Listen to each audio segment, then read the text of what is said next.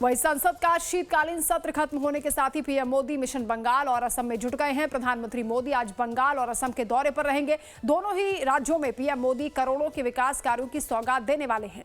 बंगाल में एसआईआर की प्रक्रिया के बीच पीएम मोदी का ये दौरा बेहद अहम है।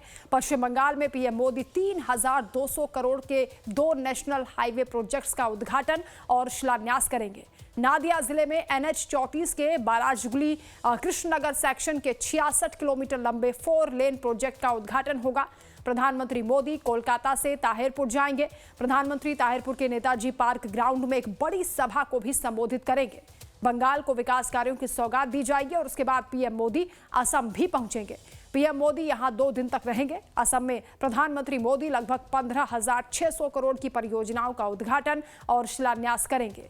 पीएम मोदी गुवाहाटी में गोपीनाथ बोरदोलोई अंतर्राष्ट्रीय हवाई अड्डे के नए टर्मिनल भवन का भी उद्घाटन करेंगे।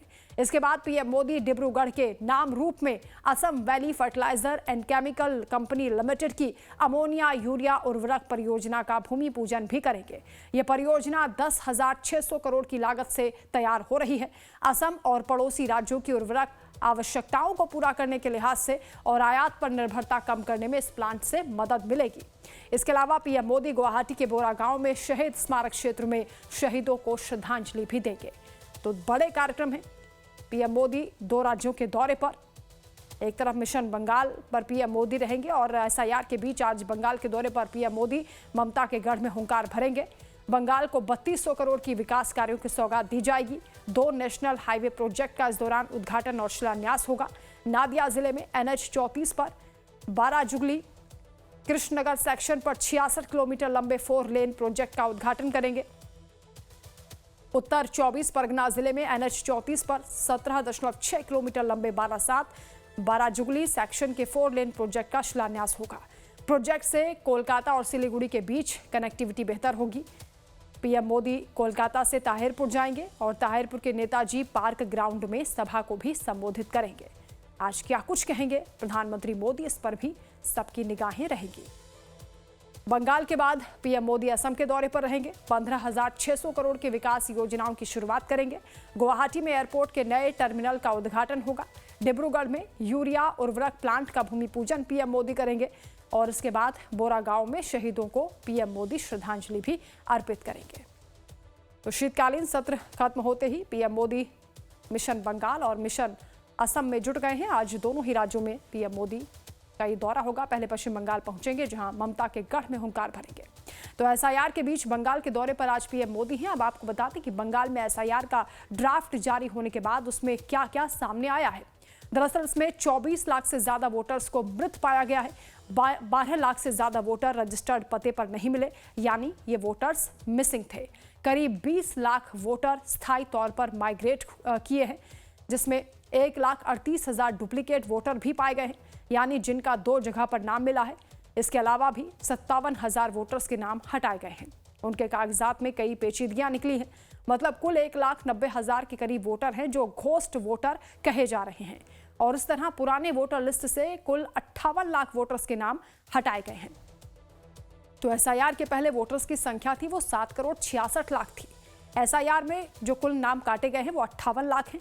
तो फाइनली बंगाल में वोटर्स की संख्या 7 करोड़ 8 लाख बची है। 16 जनवरी तक शिकायत या आपत्ति दर्ज करने का मौका होगा, क्योंकि अभी ये ड्राफ्ट लिस्ट आई है, इसमें करेक्शन हो सकते हैं। 7 फरवरी तक आपत्तियों को निपटाया जाएगा और 14 फरवरी को फाइनल वोटर लिस्ट का प्रकाशन होगा, यानी फाइनल वोटर लिस्ट जारी की जाएगी।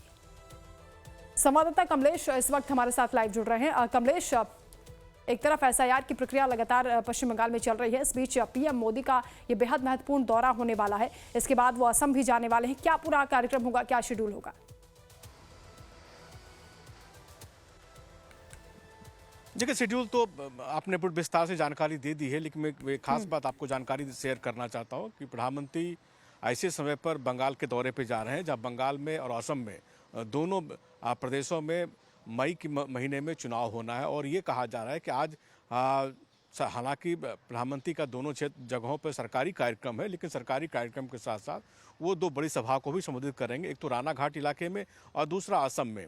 तो निश्चित रूप से रानाघाट का जो एरिया जो सबसे महत्वपूर्ण एरिया वो है रानाघाट और ये जो नादिया डिस्ट्रिक्ट में पड़ता है, नादिया और 24 परगना डिस्ट्रिक्ट, ये दो महत्वपूर्ण डिस्ट्रिक्ट वेस्ट बंगाल के ये डिस्ट्रिक्ट जो है इनका इसकी सीमा जो है बांग्लादेश से लगती है। और ये बांग्लादेश से सीमा लगी, यहाँ माटुआ संप्रदाय के लोग भारी संख्या में रहते हैं और सबसे ज़्यादा वोटर जो अगर हिंदुओं में किसी के कटे हैं तो इसी संप्रदाय के लोगों के कटे हैं। तो वहाँ एक बड़ा एप्रीहेंशन, वहाँ लोगों में काफ़ी भ्रम है और निश्चित रूप से कन्फ्यूज़न है कि जो माटुआ संप्रदाय के लोगों का वोटर क्यों काटा जा रहा है, उसको लेकर के तृणमूल कांग्रेस लगातार कैंपेन कर रही है और एक भ्रम फैलाने की कोशिश हो रही है। और लेकिन दूसरी तरफ माटुआ संप्रदाय जो है वो परंपरागत रूप से बीजेपी को वोट करता आया है।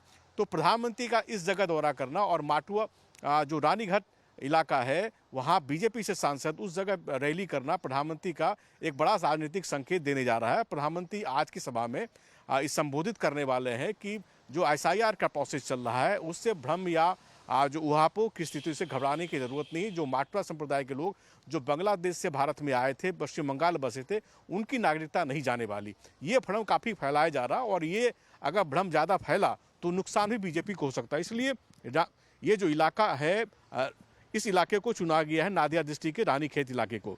दूसरी सबसे बात, जैसे आपने कहा कि कौन कौन सी परियोजनाओं को सम्मिलित करेंगे, प्रधानमंत्री का NH-34 का एक्सपेंशन कार्य का शिलान्यास करने का कार्यक्रम है। और ये एक्सपेंशन इसलिए भी महत्वपूर्ण है कि अगर ये एक्सपेंशन हो जाता है 4 लेन में तो कोलकाता से सिलीगुड़ी जिसको आप चिकन नेक के रूप में जानते हैं, तो कोलकाता से चिकन नेक जाने में बहुत सहूलियत होगी। 66 किलोमीटर लंबी ये रेल मार्ग, ये सड़क मार्ग होगी। 2 परियोजना की शुरुआत प्रधानमंत्री कर रहे हैं, एक तो एक्सपेंशन का, एक उद्घाटन कर रहे हैं। और दूसरा जो कार्यक्रम उनका है, हालांकि नादिया डिस्ट्रिक्ट से उसको संबोधित करेंगे, 24 परगना डिस्ट्रिक्ट में जो NH-12 का डेवलपमेंट का।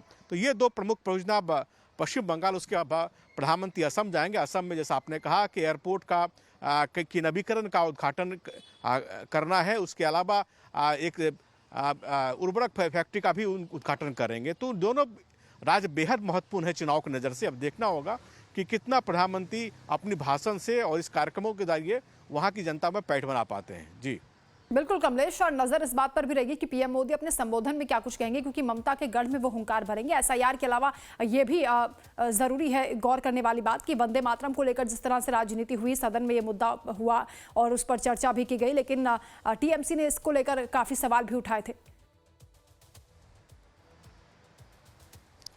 बिल्कुल, टीएमसी ने काफ़ी सवाल उठाए थे वंदे मातरम को लेकर, चूंकि बीजेपी ने पूरा कैंपेन चलाया था। आपको याद होगा कि 150 साल जब वंदे मातरम के जिस दिन पूरा हुआ था नवंबर में, उस दिन पूरे देश भर में भाजपा का आंदोलन हुआ था और सब जगह राष्ट्रगीत गाए गए थे, वंदे मातरम के गीत गाए गए थे। लेकिन बीजेपी का आरोप यह है कि बंकिम चट्टोपाध्याय के अलावा रविन्द्रनाथ टैगोर और इसके अलावा खुदीराम बोस जैसे जो महान सुपूत हुए हैं वेस्ट बंगाल से, उनकी पैतृक संपत्ति या धरोहर उनको तृणमूल कांग्रेस एक साजिश के तहत नजरअंदाज कर रही है और इनकी धरोहर नष्ट हो रही है। इनकी जो अमूल्य कीर्ति है उनका संप्रोषण वेस्ट बंगाल की सरकार नहीं कर पा रही। तो हो सकता है कि प्रधानमंत्री आज के भाषण के जरिए निश्चित रूप से वंदे मातरम का उद्घोष करने के साथ साथ इन बातों का भी उल्लेख करें और पश्चिम बंगाल सरकार पर दबाव बनाने की कोशिश करें। इसके अलावा एसआईआर भी एक बड़ा मुद्दा हो सकता है, क्योंकि तृणमूल कांग्रेस लगातार एसआईआर के खिलाफ अपने आवाज़ बुलंद करती रही और सुप्रीम कोर्ट में उसने याचिका भी डाली हुई है। ऐसी स्थिति में प्रधानमंत्री का संबोधन काफ़ी उल्लेखनीय हो सकता है कि प्रधानमंत्री क्या बातें कहते हैं, एसआईआर को लेकर क्या कहते हैं और खासकर मथुआ संप्रदाय के लिए क्या वो आश्वासन देते हैं। बिल्कुल कमलेश, और ये भी मुमकिन है कि प्रधानमंत्री मोदी वीबी जी राम जी बिल को लेकर भी बातचीत करें, क्योंकि इसको लेकर भी टीएमसी ने सवाल उठाए थे, महात्मा गांधी का अपमान बताया था। देखिए, जी राम जी बिल को लेकर तो बीजेपी एक कैंपेन ही शुरू करने वाली है। तो निश्चित रूप से जी राम जी बिल को लेकर के बीजेपी चाहती है कि जो इसकी अच्छाइयां हैं उसको जन जन तक पहुंचाए, उसके लिए एक बड़ा कार्यक्रम भी तैयार करने की कोशिश है। निश्चित रूप से प्रधानमंत्री के संबोधन में इस बात का जिक्र होगा। और एक बात और भी प्रधानमंत्री के संबोधन में जिक्र हो सकता है, खासकर बांग्लादेश में से हिंदुओं पर जो अत्याचार हो रही है उसके खिलाफ प्रधानमंत्री कुछ मैसेज देने की कोशिश कर सकते हैं। क्योंकि जिस जगह प्रधानमंत्री की रैली है उस जगह से बांग्लादेश काफ़ी दूर नहीं है और सबसे ज़्यादा आप कह सकते हैं कि घुसपैठ जो अगर हुई है इसी 24 परगना डिस्ट्रिक्ट और नादिया डिस्ट्रिक्ट में हुई है। तो प्रधानमंत्री हो सकता है कि इस मौके का इस्तेमाल मैसेज देने के लिए कहें, अंतर्राष्ट्रीय समुदाय को मैसेज देने के लिए कहें, बांग्लादेश को मैसेज देने के लिए कर सकते हैं। क्योंकि बड़ी संख्या में लोग बांग्लादेश से पलायन करके भारत की सीमा में है, उसी क्षेत्रों में लगभग बसते हैं जो कि एडजॉइनिंग एरिया है बांग्लादेश की सीमा से लगा हुआ। जी। बिल्कुल, बहुत शुक्रिया कमलेश आपका तमाम जानकारी के लिए। तो पीएम मोदी का ये दौरा बेहद महत्वपूर्ण होने वाला है, कई मायनों में बेहद खास होगा।